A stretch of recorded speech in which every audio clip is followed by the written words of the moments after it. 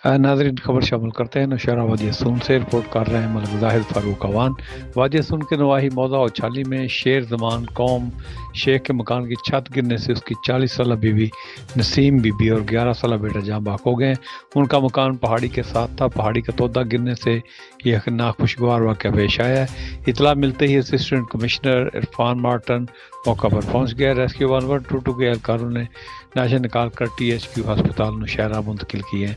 नाज़रीन ये खबर हम आपको दे रहे हैं नौशहरा वादी सून से, जहां पर तोता गिरने से मकान की छत गिर गई और माम बेटा जाँ बहक हो गए हैं।